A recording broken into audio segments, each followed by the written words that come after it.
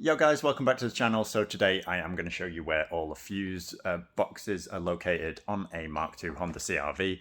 If think you've got a pop fuse anywhere, I will show you where they're all located.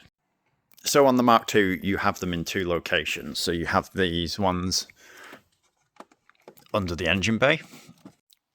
So if you just squeeze these tabs in, the fuse box will disconnect. I've just disconnected this one already just because it was a bit tight, but that is the fuse board there.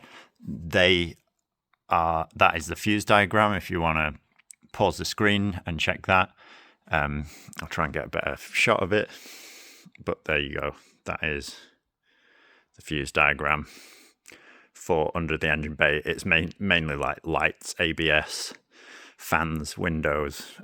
So that is the engine compartment one.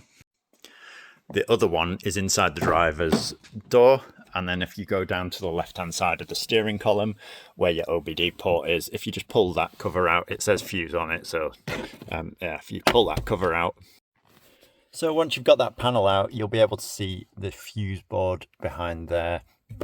It's only small. It is as much as you can see, just that like little rectangle at the bottom, and this is the fuse board for inside of there. So this is pretty much just windows, airbags, heated seats. You've got the engine management light, wipers, stereo, but yeah, it's all there. If you want to pause the screen and see what's inside there, save you having to take it all apart if you're not sure what you're looking for. So that is where all the fuse boards are on the Mk2 Honda CR-V. If that has helped you, make sure you leave a like on the video and drop a comment. It massively helps the videos out.